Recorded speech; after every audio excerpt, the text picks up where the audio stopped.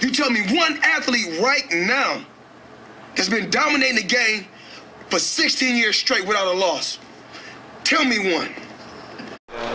Okay, so I'm at the lovely Landmark Hotel here with Tyson Fury promoter Mick Hennessy to announce the next fight for Tyson Fury. No opponent is yet, Mick. How hard is it to find an opponent for Tyson Fury at this stage? It's always been hard to find opponents for Tyson all throughout his career. You know, a lot of fighters talk a good game with Tyson, but when it comes down to the nitty-gritty, it's very, very hard to get, you know, quality opponents. So obviously this needs to be a top 15 opponent, and as it was touched on at the press conference, ideally it would be good to get, you know, a modern-day tall heavyweight in preparation for Vladimir Klitschko. So yeah, very difficult, very tricky, and but we'll get it right over the next week. Yeah, so we can expect an announcement what, the next 7 to 10 days possibly? Hopefully before Christmas, if not, you know, very, yeah, maybe between Christmas and the New Year. You know. Looking back a bit, obviously the Derek Chisora performance. Do you think he's still not getting enough credit for that performance? Definitely. I don't think Tyson's had enough credit his whole career, really. I mean, there are quite a lot of believers now, but you know, on our way through, you know, we was all on our own, really. But you know, no, he hasn't had enough credit for the Derek Chisora performance. You know, people saying Derek's, you know, weren't the same, but he was. He couldn't handle the tactics. He couldn't handle Tyson turning southpaw and boxing a brilliant fight, which was planned out by Peter. I mean, it was a masterstroke, the tactics. Yeah. And if you see in the first round, Tyson was orthodox, and you know, Derek was in the fight. Tyson was getting better at it, but he was in the fight. As soon as he turned southpaw, that was it. He ran out of ideas. He couldn't do anything with him. Yeah. And it was, you know, brilliant performance, brilliant tactics, and as we've all alluded to, you know, the fact that he can do that when he's nowhere near right, he weren't even close to being right. The shape he was in for the first David A fight, you know, if he was anything like that, that fight would have gone 3-4 rounds top. Yeah. They are talking about probably Vladimir Klitschko fighting Brian Jennings in America, possibly March, end of February. So if we are looking at a Vladimir Tyson Fury fight, are we looking July, August? You're talking either a summer stadium fight, which would end up being July, or you're talking an autumn potential stadium fight, you know, September, worst ways October.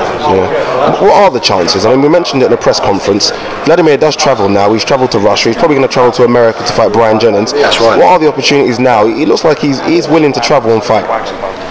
He definitely is, yeah, and I think it's, you know, he said it was one of his goals to fight in the UK. He loves the UK audience. He's had big support over here. He's well liked. I think a bigger fight could be made here than could be in Germany. Definitely, a bigger fight could be made of it. So I think if the right deal's in place, I think he'll go for it. Okay, we've obviously got your contract with Channel 5, Mick.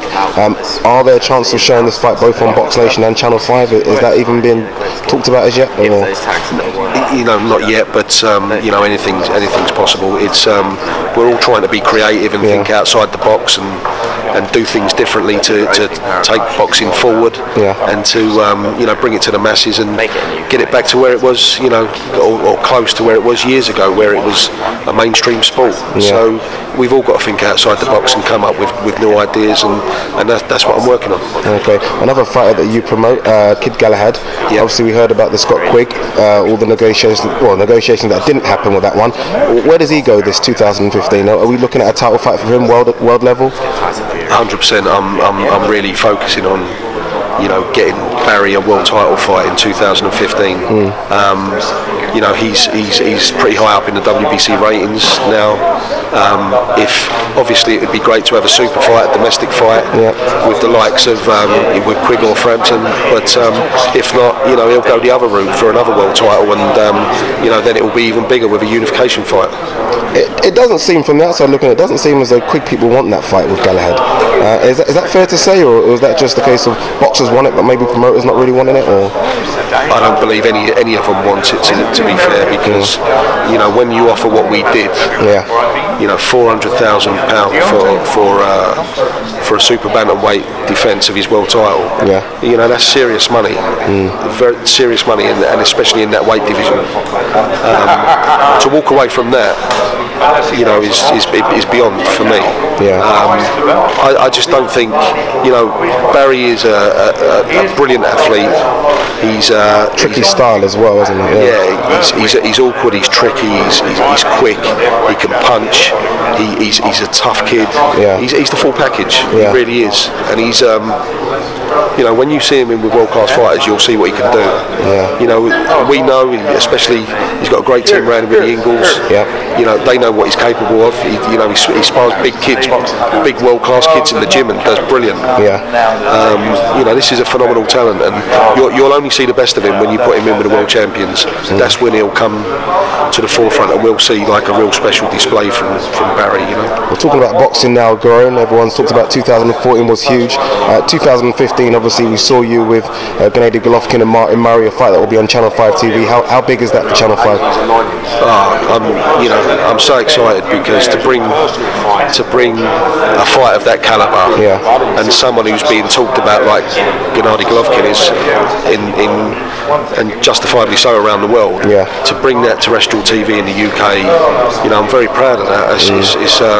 It's a real coup, to say the least, because you know, fighters like him and fights like that, you know, with Martin Murray, you know, nowadays they are even, you know, they're either on subscription or pay-per-view. Yeah. So we believe we're going to get a huge audience for that. Yeah. And I think Martin Murray's very underestimated because he's a huge middleweight. He's tough.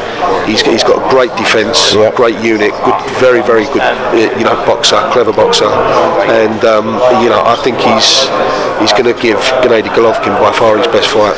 Okay. Looking at Hennessy Promotions going for 2015, 2014, 13, done a light heavyweight tournament.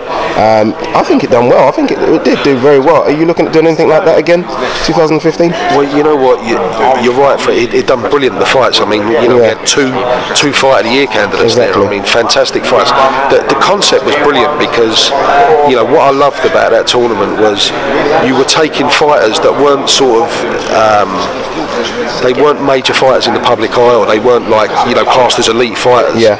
They were quality domestic fighters, yeah, who don't normally get the opportunities. Yeah.